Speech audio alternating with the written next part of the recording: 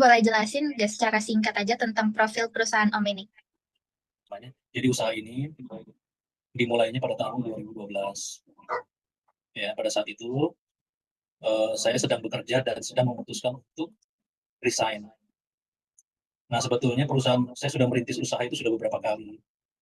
Tetapi puji Tuhan pada yang kedua, saat pada tahun 2012 itu, saya selalu berpikir pada saat bekerja, bahwa saat kita bekerja itu, kita bukan hanya sekedar mencari uang. Yang pertama kita harus memiliki nilai-nilai yang baik, yang terpercaya, yang berintegritas, yang bukan hanya dibicarakan, tetapi orang lain dapat melihat.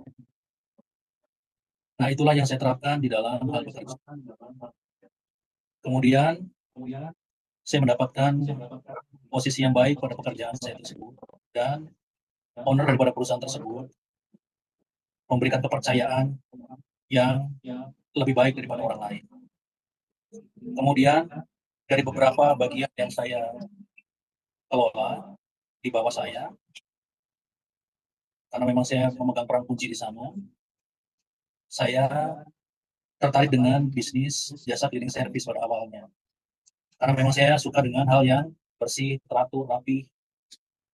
Nah, saya pelajari semua segala sesuatunya sebelum saya keluar kerja, mulai dari sistem operasional prosedur, mulai dari segala pengetahuannya, mulai dari segala cara kontraknya, cara kerjanya.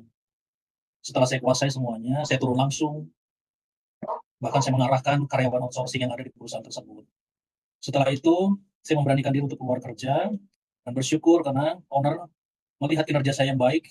Saya yang tadinya sebagai penerima kerja menjadi bermitra dengan owner tersebut. Kedudukan saya menjadi sejajar dengan owner, dengan bos saya yang sebelumnya. Mulailah bidang cleaning service, tetapi ternyata jalan Tuhan lain. Bahwa ternyata banyak kesulitan yang saya jalani, dan satu hal yang ini perlu juga kalian ketahui adalah, saya tidak mau hanya sekedar memberikan informasi tanpa menyatakan kebenaran. Saya pada saat menjalankan usaha itu menjadi jauh dengan Tuhan. Terlalu sibuk untuk merintis usaha, dan sesungguhnya itu sewajarnya, tetapi bagi saya itu adalah hal yang salah. Justru pada saat kita membangun usaha, di sanalah pentingnya kita memiliki persekutuan yang dekat dan erat dengan Allah kita. Karena itulah kunci keberhasilan kita. Banyak orang memulai usaha dengan cara yang salah, karena tidak meminta tuntunan dan pimpinan Tuhan. Sampai akhirnya, saya kembali membangun persekutuan yang baik dengan Tuhan. Tuhan memberikan jalan-jalan yang jauh lebih baik daripada apa yang pernah saya rencanakan. Kebetulan pada saat itu saya distributor produk pembersih keramik. Lalu Tuhan mengarahkan saya untuk bukan hanya jadi ekor, kamu harus buat, karena kamu harus jadi kepala, bukan ekor. Dan itu pergumulan bagi saya, anak-anak saya masih kecil, dan Tuhan pinta saya untuk memulai usaha membuat sendiri. 2 tahun saya bergumul, akhirnya bisa menemukan suatu produk pembersih keramik yang pada tahun 2015 itu di Bandung hanya ada 2 produk yang benar-benar masif, antara green cleaner dan juga napo clean. Bayangkan saya nggak punya modal, nggak punya uang, saya harus memasarkan produk saya sendiri, tapi luar biasanya pembelaan Tuhan. Bayangkan jalan-jalan saya ditutup, semua toko sudah dimasukin oleh barang mereka semua, sedangkan barang saya masih baru. Sempat putus asa, tetapi itulah pentingnya persekutuan dengan Tuhan. Kemenangan pasti ada di tangan kita. Akhirnya, singkat cerita, saya bergerak di bidang kimia. Saat ini saya memiliki produk, hampir 20 jenis produk yang dipasarkan, bahkan hampir ke seluruh Indonesia. Kalau di Jawa Barat itu, saya dulu pada awalnya banyak memasarkan di toko-toko material. Dan pada tahun 2015 sampai dengan 2000 sekarang ini, hampir di semua toko material itu produk kami tersedia, khususnya green cleaner, anti sumbat, dan beberapa produk yang lainnya. Setelah kami pasarkan di apa namanya, toko-toko offline, itu saya hanya bersama dengan istri saya berdua. Bayangkan, menguasai Bandung dan Jawa Barat hanya dengan istri. Itulah pentingnya membangun usaha bersama dengan Tuhan. Tetapi saya bersyukur dengan membangun bersama dengan istri saya saling dikuatkan. Orang mengira perusahaan saya ini perusahaan yang besar, karena di setiap toko ada barang-barang saya. Mereka tidak tahu bahwa saya sebagai pemilik, mereka kira saya hanya sebagai sales. Tetapi bersyukur kalau hari ini penjualan kami, selain di toko-toko bangunan sudah ada di ribuan, kita punya toko sendiri karena saya berpikir, saya harus punya toko yang bisa menjual produk-produk saya sendiri secara keseluruhan. Karena itu juga memacu kreativitas saya, karena saya ini orangnya suka tantangan. Bahkan sekarang hampir bukan hanya produk-produk pembersih, termasuk otomotif sudah saya buat. Dan itu sudah saya pakai sendiri. Dan hasilnya sungguh amat baik. Bahkan kalau orang lihat kendaraan saya, dipikirnya mobil baru, padahal itu mobil sudah lama. Hanya karena saya buat sedemikian rupa dengan produk-produk yang saya buat, tampilannya sungguh amat baik. Saya punya toko sendiri, saya juga punya toko penjualan online, karena hari-hari ini, semua itu harus beradaptasi dengan kemajuan teknologi. Orang-orang yang tidak mau belajar akan tertinggal. Nah, ini betapa luar biasanya bahwa Tuhan ingatkan saya itu kurang lebih 7 tahun yang lalu, saya dipaksa untuk belajar online. Bersyukur penjualan online pun bagus, ya. Menjual produk-produk kami, bahkan Reviona saja, per bulannya dia bisa punya omset sampai 12 juta. Ya, saya bersyukur. Tuhan ingatkan saya 7 tahun yang lalu, kalau saya pada saat itu tidak peka dengan suara Tuhan, saya sudah tertinggal. Nah, itu jadi secara garis besar usaha kami bergerak di bidang kimia, kimia terapan. Kimia terapan itu apa? Menghasilkan produk-produk kimia dari bahan baku, bahan dasar yang ada menjadi produk-produk yang dapat dipakai dan memberi manfaat. Jadi seperti itu. Dan jenis produknya cukup banyak, tadi sudah saya bilang ada kurang lebih 20, mungkin itu ya. Jadi dimulainya tahun 2012, kemudian saya melegalisasi usaha dalam bentuk PT, kalau nggak salah tahun 2001 atau 2002, dalam bentuk perseroan terbatas, tetapi perseroan terbatas dalam lingkup UMKM. Pertanyaan selanjutnya, gimana sih perusahaan ini mempertahankan daya saing yang ada di pasaran saat ini? Ya, daya saing itu sebetulnya produk itu banyak, produk sejenis banyak, orang bahkan kalau kalian tahu ya. Nah, ini perlu saya sedikit juga jelaskan. Senang saya sebetulnya berbagi seperti ini. Banyak orang punya mentalitas penakut, ya. Jadi begitu dia lihat pesaing, misalnya punya harga 1.000, dia sudah ketar-ketir. Wah, gua harus banting nih harganya 500. Kalau saya bukan seperti itu. Ini kita mau belajar poin di apa namanya, di harga dulu. Bagaimana kunci bisa bertahan adalah salah satunya, selain kita memiliki produk yang teruji kualitasnya, bermanfaat, karena itu nanti akan membangun relationship, membangun keberlangsungan antara pembeli dan penjual dalam jangka waktu yang lama. Selain itu juga adalah penting, ini yang sering dilupakan, orang main banting-banting harga karena mereka takut. Takut apa? Takut gak ada yang beli. Yang menentukan itu Tuhan. Nah, saya selalu harus punya keuntungan yang wajar. Ini makanya saya nggak pernah banting, saya nggak pernah takut. Orang mau banting harga berapa, silakan lo sendiri yang penyok kalau mau banting-banting harga. Saya nggak pernah banting-banting. Bahkan kalau nanti bisa dilihat, penjual yang di bawah saya, artinya orang-orang toko-toko yang ambil jual di online bisa lebih murah. Saya kasih harga 65.000, mereka bisa jual itu 55.000. Saya nggak rubah-rubah itu harga saya. Karena saya harus menjaga kepercayaan daripada orang-orang yang berproduk saya. Kalau saya licik dan culas, udah aja saya jual karena saya produsennya, saya jual harga 35 aja. Tapi kan saya sudah mengingkari, merugikan banyak orang yang sudah berrelasi dengan saya. Jadi saya harus yang pertama itu punya keuntungan yang wajar. Bayangkan kalau kalian jual laku 1.000, tetapi keuntungannya cuma 1.000. Sementara saya misalnya laku 500, tapi keuntungan saya misalnya 10.000.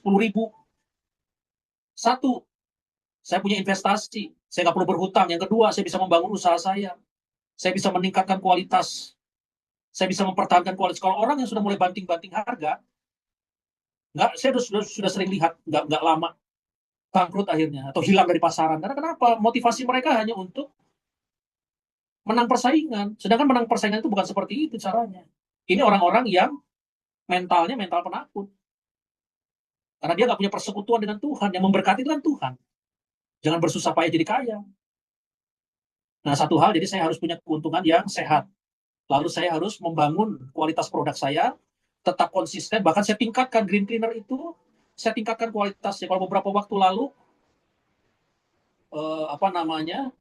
kalau dipakai terus-menerus gitu ya, ada efeknya.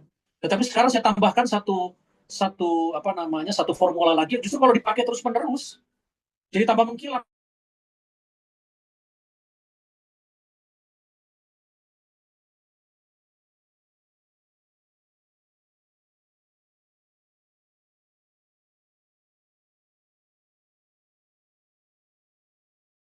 nilai tambah daripada produk kita, memberikan selain pelayanan yang baik, kepercayaan, ada nilai tambah.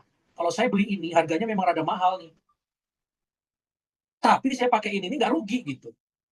Daripada saya beli produk murah, barang saya rusak, keramik saya rusak, tapi akhirnya saya harus beli keramik baru, biaya saya lebih besar. Gitu. Nah, saya perlu juga mengedukasi seperti itu. Melalui apa? Biasanya di dalam deskripsi produk-produk yang saya jual. Oke, baik. Terima kasih untuk sudah menjawab pertanyaannya.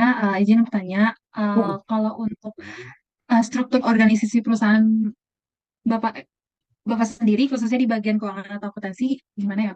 Bisa dijelaskan? Nah, ini memang begini. Jadi saya jelaskan. Jadi membangun usaha itu memang, ya jadi saya perlu jelaskan. Saya memang pada awalnya berfokus pada pengembangan usaha. Karena memang usaha ini saya jalankan tidak banyak sumber daya manusia.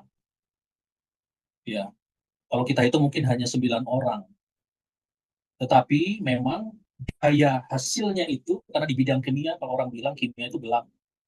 Orang jualan bakso kita bisa tebak keuntungannya. Orang jualan seblak kita bisa tebak keuntungannya. Tapi kalau orang jualan kimia, orang jarang yang bisa menemukan berapa marginnya, berapa tingkat keuntungannya.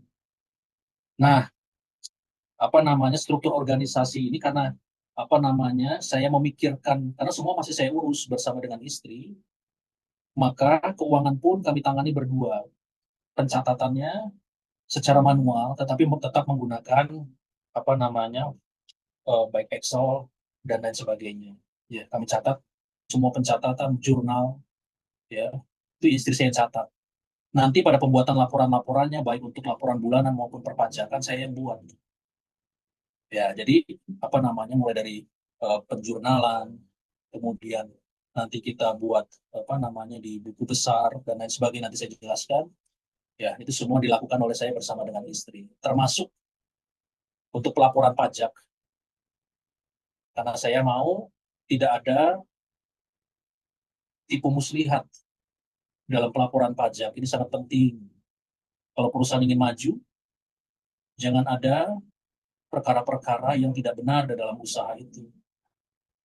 Nah, jadi struktur organisasinya tidak ada struktur organisasi yang mungkin kalau kalian bayangkan, kalian belum masuk ke dunia nyata, belum dunia, kalian mungkin bayangkan kalau kita pelajari, ya, ada struktur di sana, ada direktur, kemudian di sana ada direktur keuangan dan lain sebagainya, kemudian ada manajer di sana di bawah. Kita tidak sampai seperti itu, ya, karena memang saya berpikir apa yang masih bisa kita handle, kita tangani, dan itu tidak menimbulkan masalah. Sementara kami kerjakan seperti itu dulu. Oke, Baik, silakan. baik, baik Pak. Terima kasih. Selanjutnya kita juga ingin bertanya untuk perusahaannya Bapak sendiri, karyawannya itu ada berapa ya Pak? Ada 9 orang. Jika penjualan secara online, melalui platform apa penjualan dilakukan, Pak? Penjualan online itu kita ada di beberapa platform. Yang pertama adalah Shopee. Ya, ini Shopee ini kita nggak bisa pungkiri dan luar biasa memang Tuhan dari awal itu gerakan saya di Shopee gitu ya. Di Shopee itu kalau kalian cari aja diketik di Green Cleaner gitu ya. Pins 07 Store itu toko saya. Nah, itu penjualan semua produknya udah, apalagi nitrit asid yang harganya 450.000 saya udah jual kayak kacang goreng aja. Belum green cleanernya, anti sumbatnya dan lain sebagainya. Platformnya yang pertama Shopee. Tadinya saya mau cuma Shopee aja, tetapi saya coba-coba yang lain. Lazada sih kurang jalan ya, tapi adalah TikTok yang sekarang sedang apa namanya sedang lumayan penjualannya. Tetapi tetap yang terbaik itu saya Shopee. Yang kedua TikTok dan Lazada, TikTok dan Tokopedia, baru yang ketiga Lazada.